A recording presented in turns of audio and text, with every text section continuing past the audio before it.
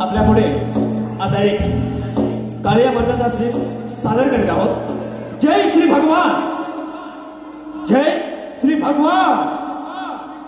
पृथ्वीवर अकासुर बकासुर तथा अन्य दैत्य ब्रह्म्याच्या वरापासून अपार शक्ती मिळवून त्रिभुवन जिंकून आपली आसुरी शक्तीचा दुरुपयोग करू लागले।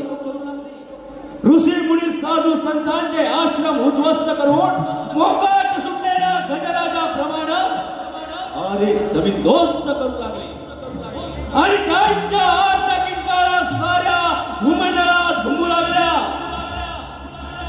पृथ्वीचा भार डगमगू लागला। त्यावेळी पृथ्वी गायीचे रूप घेऊन ब्रह्मदेवास शरण गेली।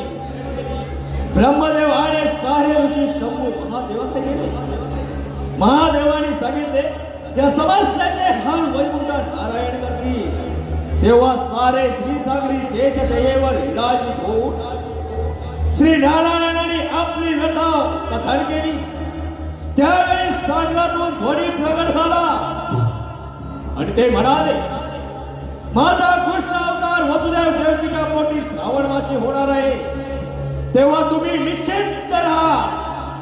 ऐकून देव ऋषी आपापल्या स्थानी निघून गेले आणि काही काळानंतर तो दिवस उजाडला। कृष्णदेव जन्मास आले। त्या भयात रात्री काहीच कुणाला कळत नव्हते। अशा विकट प्रसंगी वसुदेवाने बाळ टोपलीत ठेवले। बंदी शाळेचे दरवाजे उघडले। यमुनेला कृष्णचरण स्पर्श होता यमुना दुभांगली। मार्ग मोकळा झाला। गोकुळामध्ये कृष्णाला ठेवून यशोदेची कन्या घेऊन वसुदेव मथुरेत आला आणि त्या मुलीने टाहो बोलला। त्या आवाजाने कंस राजा धावा देऊन त्या मायेला गर्दना फिरवून शिलेवर आपटला। तो ती माया निसटली आणि आकाशवाणी झाली की कंस राजा सावध रहा, सावध रहा, सावध रहा। तुझा 8वा वैरी गोकुळात वाढत आहे। हे ऐकताच कंस राजाच्या पायाखालची जमीन सरकते की काय असा भास व्हायला लागला। त्याने